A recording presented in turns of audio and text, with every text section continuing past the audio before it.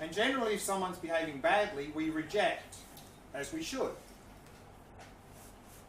But then, if we do cognitive fusion, because we've stuck the person to the behavior, reject translates into attacking the person.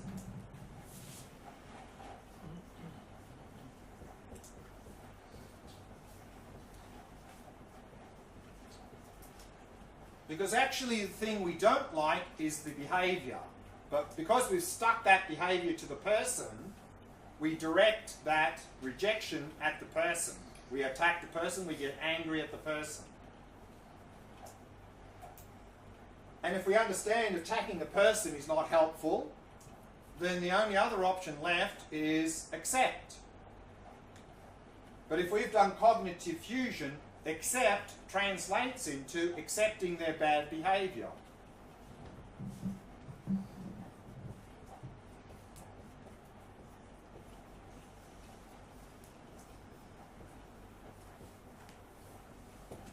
Which also, of course, is not helpful.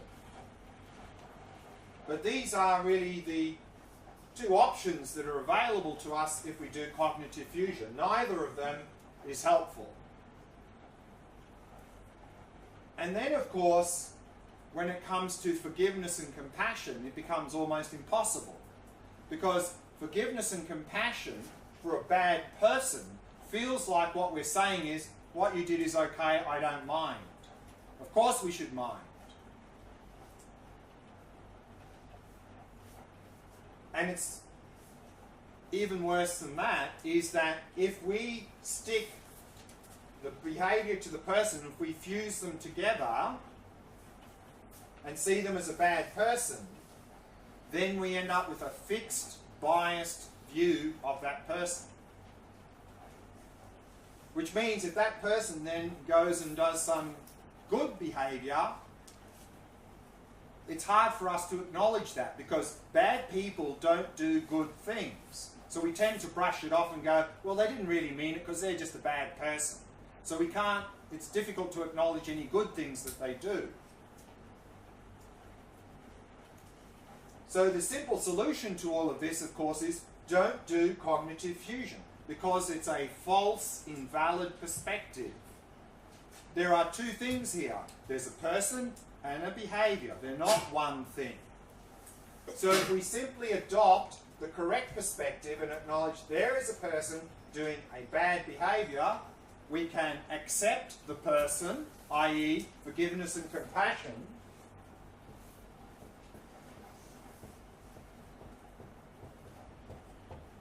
and reject their behavior, and not tolerate their negative behavior, and address that negative behavior.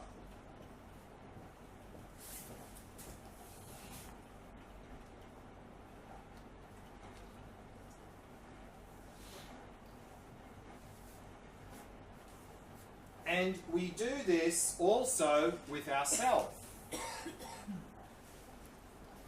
When we have done a bad action, instead of simply acknowledging, I have done this harmful, bad action, we often adopt the same perspective. I'm a bad person. And then, of course, we end up attacking ourselves, getting angry at ourselves, and that often leads to low self-esteem and self-hatred. I'm just a bad person. And then forgiveness and compassion for ourselves becomes almost impossible, because I don't deserve compassion because I'm just a bad person. So again, the solution is don't do cognitive fusion for ourselves either. It's an invalid perspective. Simply acknowledge, I have done this harmful behavior. Then we can have compassion for ourselves and look at ways of overcoming our negative behavior. And this is also the difference between regret and guilt. If we have done something harmful and we feel guilty, what are we focusing on? Bad me. So guilt comes from cognitive fusion. Guilt is completely useless. All it does is it paralyzes us, makes us feel bad. It's not even addressing the negative behavior.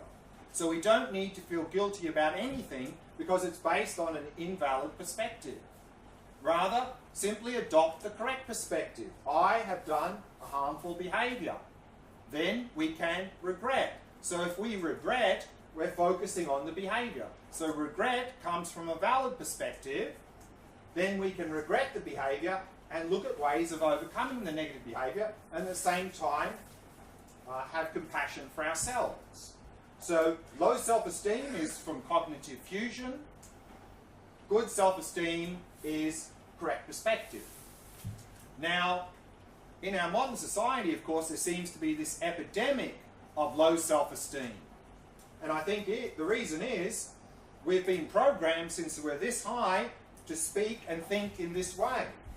No wonder we have so low self-esteem, because we just identify with our negative behavior. That's me. I'm just a bad person. I'm a lazy person. I'm a hopeless person. And then, of course, as some modern therapies, as a solution to that, they simply flip to the other extreme. Still based on cognitive fusion, but now some modern therapies say, no, you're not a bad person because you're special. You're a special person. Disaster. Because if we do cognitive fusion on the positive side, big chance that it's just going to be a big ego trip. Yes, actually, I'm very special. In fact, I'm more special than everyone else. And then, of course, through our experience, we can't live up to that. Then we crash even further because we then realize, I'm not a special person. That confirms that I'm really a bad person. I'm hopeless. So cognitive fusion on the positive side also leads to problems. For example, if someone has done a good behavior, don't praise the person. Because if you praise the person, big chance they'll just boost the ego. Yes, I'm very good, aren't I? Rather, adopt the correct perspective and praise their behavior. If you praise their behavior, that will inspire and encourage them to continue to doing the good behavior. If you praise the person, it's not even looking at the behavior, and they'll just get puffed up thinking they're really special. So both on the negative and positive side, cognitive fusion leads to a lot of problems. Any questions about this? Don't you think it's also because of commercials? Because of Commercials. commercials. They tell us like we have to be special. Yes, I mean, of course, advertising and marketing have to use these sort of techniques to basically sell us stuff that we don't need. Of course. Of course. And we've been programmed this way since we were this high. I mean, how often do we see, like, if a young child is misbehaving, the parent goes, bad girl, bad boy. I mean, it's a disaster. It's an absolute disaster. So, better, if they're misbehaving, is to tell the child that behavior is completely unacceptable. Then the child may learn from that and improve. Rather than if you attack the child, of course, will become defensive and react, and then there's probably not a good chance of resolving it in a good way. And then, of course, the child, if they take it on board, oh yes, I'm just a bad person, I'm no good, I'm no good.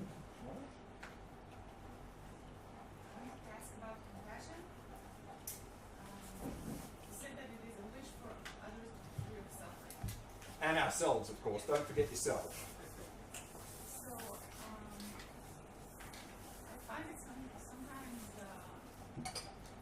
turning into an attachment for me. I get attached to the switch. I really want others not to suffer. And then it causes a lot of suffering for me, and also it's not helpful for them. Right. So how do I distinguish? Like in meditation, you said to take in. I normally take in, and I'm stopping taking in because it's not helping anyone. Simply increasing the aspiration for others and ourselves to be free of suffering in this cause, that's not attachment. That's not attachment. We need to increase that aspiration or wish. So that is not attachment's one thing. And again, often the reason that, you know, we talk about compassion burnout, technically that's impossible. What actually is happening in those situations is what's called empathy burnout. Because we are connecting with others' suffering, but then there's no, and we see it as like hopeless, it's impossible to overcome this suffering. Because our view of suffering and its causes tends to be the materialistic view. There's a lot of physical suffering out there, and there's no way to overcome that. So therefore, connecting to that, which is not compassion, is empathy, without an idea that that can be overcome, yes, will lead to this situation. That's why, as I said, it's important to understand what is the underlying source of suffering, is the mental afflictions. And so if we can appreciate that, then that empathy, because empathy and no hope leads to despair. Empathy and hope leads to compassion. So there's a difference there. I understand, but still, even with that in mind, I wish my friend to be free of the causes of suffering. Right. And I see that she isn't. Right. And so, A, I get hopeless, but B, I see that like in the meditation you said, like to take in this black smoke or whatever. Sure. She's not ready for that, right? She's not there. The best thing I can do is be a witness. Right. You know? So remember, this meditation, who's the main benefactor? You. Because by doing this, what's happening, actually, it's the willingness to, the wanting to take the suffering that is destroying our selfish mind. Which means that if we do this practice effectively, our compassion will grow. Which means, outside of meditation, we're more likely to help others if we have the opportunity to help them. And so how can we help others? We can't wave a magic wand to dispel their suffering or to dispel their mental afflictions. That we can help them to overcome suffering by supporting them and getting them to understand these things. So we need to understand that we can't fix people by waving a magic wand, but what we can do is, of course, help them in whatever way to alleviate any immediate physical and mental discomfort. But in the long term, we can be a positive influence on them, helping them to reduce their mental afflictions and so forth. That's all we can do. That's all we can do. Is there also an energetic aspect to it? Because we're talking about an aspiration, and unless we translate it to doing, Yeah. So it's easy to sit there and say, I have compassion for all sentient beings. And we can sort of fool ourselves that we're super compassionate. But then if we get out of meditation and we're in a situation where someone around us is suffering and we have the opportunity to help them and we don't, it's just words. It's words. I mean, really, if we're developing this, that will translate into doing things to help people whenever we have the opportunity. So that is the measure whether this practice is we're doing it effectively or whether we're just sort of parroting some words that may all sentient beings be free of suffering and its causes. Is that your question? No, my question is, from a Buddhist perspective, is there an energetic effect to having these thoughts, aspirations, okay. you know, like as a whole? Yeah. Certainly, when we talk about the Buddhist view of interdependency, then if we have a very positive aspiration towards someone at a very subtle level, particularly if we have a connection to them, I think that can have a subtle positive impact on their mind, even if they're on the other side of the planet. And I think there's some scientific evidence to support that. So yes, at a subtle level, that we can have that impact through doing this process. And we sort of can relate to that a little bit. For example, if someone walks into the room and they're sort of radiating this sort of loving kindness and compassion, without them saying anything, often they have a very positive impact on our mind. So, like that. I have a very personal and difficult question, and I was hesitating, but I think it may help. Sure. So, some people do very, very, very evil things for ages, like Hitler, okay? And it's like I'm a second generation, my children are third, and they're really affected by it. Sure. Anxieties and Sure. Sure. it's amazing. It's very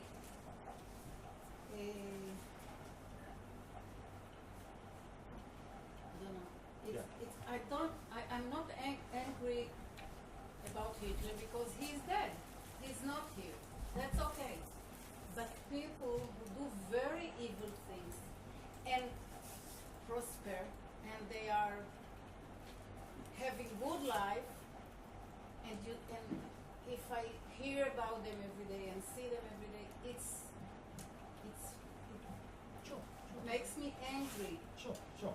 This is one thing. And another thing, and I'm almost in like many years, I tried to deal with hatred for people that didn't even do something to me or to my children, but I think it's something traumatic. Sure. It's not them. Sure. But the thing is, and I know I get this from everywhere, the philosophical and why good people have bad things. And I really agree with all the Buddhist philosophy that we don't see everything and good Sure. things bring. Sure. But still, it makes I can't live with it. Sure. Sure. So And- I have and the thing compassion is- for myself for Exactly. not getting rid. Yeah. And these sorts of questions, we often have this dilemma or we're stuck because we're stuck in cognitive fusion. Yeah. So if we're stuck there is no good answer to that. There is no good answer. So the answer is stop doing cognitive fusion, which means that if someone is really behaving very badly, then compassionate thing to do is to take them out of society. Stop them from doing that bad behavior. So, and we have a judicial system for that. But unfortunately, often in our judicial system, we do cognitive fusion because we don't punish crimes, we tend to punish people. You're guilty. And then our penal system is rather than we punish people. But statistics show countries that punish people is a higher cost to society because they re-offend when they come out, and it's a higher cost to society. So what we're trying to do is to get people to stop behaving badly. That's what we want in society. Punishing them is not the way to that goal. It's try and rehabilitate them. If we can't, we keep them out of society if we can't rehabilitate them. But punishing them or killing them will lead to a higher cost of society. So this is what we should do. And this is compassion. But what I can do with my hatred and anger, because society, people judge people, and it's. But again, this is the difference. As soon as we judge or blame, we're doing cognitive fusion. It doesn't help. If we don't do cognitive fusion, instead of judging and blaming, we evaluate. We evaluate behavior and then we do something according to that behavior. And if someone's behaving badly, we need to stop them from behaving badly. And if it's really serious, we need to take them out of society because they're a danger to themselves and everyone else. So we need to use very strong behavior to stop that. But attacking the person, killing the person, is only going to lead to more of that and make the situation worse. That's not a smart strategy to the goal. I refer to personal relationships, Sure. not so far like Sure. doing something in society. but with my own anger, and even I understand. I don't make no decision no more because it doesn't help. I even understand that someone is doing something because of lots and lots of lives and this. Still, there is the seed of wanting revenge and jealousy and And does that do anything good for you? Of course not, but Then often when people say things like this to a Tibetan Lama, the Lama answer is, well, stop doing it. yeah, That's their short answer. Yeah. Stop doing it, because it doesn't help. yeah, because there's no answer. Yeah. Well, there's nothing good comes out of that. Yeah, If sure. somebody killed Hitler in 1940, would be damaged. Sorry? If somebody had succeeded to kill Well, maybe then he would have been replaced by someone else. Maybe, Who knows? yes, maybe not. But would have been better if they would have arrested him and stopped him from coming to the top. Yeah. I read a lot about the Tonglen practice. Yeah. This is it. So Tonglen practice is yesterday's practice and today's practice put together. Yeah, last question, then we need a break. Another question. If you try to be compassionate instead of anger, as someone, how can you not mix it with the thoughts like I'm better than you or his thoughts Because I'm better than him is cognitive fusion from our side. Because what we do is if we do cognitive fusion and they're behaving badly and we say they're a bad person, automatically they're a bad person, but I'm a good person. I'm the good guy, they're the bad guy. from the other side. Yeah, so it's the same. We do this, it's the same. So if we... So how can I show that the other side wants Right, so, okay. I'll use an example here. I talked about penal system, and in countries that punish people, statistics show that people reoffend and it's a higher cost to society. They end up with more and more people in prison, so not a good strategy. In societies where they try to rehabilitate, ends up a lower cost to society. And there's an example of that. I saw a program recently in Norway. They had a maximum security prison, the big offenders, and there was not even bars on the windows. No one tried to escape because the guards were caring for the people and they could sense that. So they didn't try to escape. So therefore, if we from our side have compassion or caring for the person, and that doesn't mean let them do whatever they want. If they're behaving badly, we can use very strong words and say, that's completely unacceptable, I will not tolerate that behaviour. And if we need to use physical force to restrain, we do. That's compassion. But if we keep this mental attitude to people, I think generally they can sense it. They can sense that we're caring for them and that through that we don't tolerate their negative behaviour. So I think this is the key. Okay, let's take a break. It's 3:10. Do you need more than 20-minute break? No. Okay, 20-minute break. We'll come back at 3:30.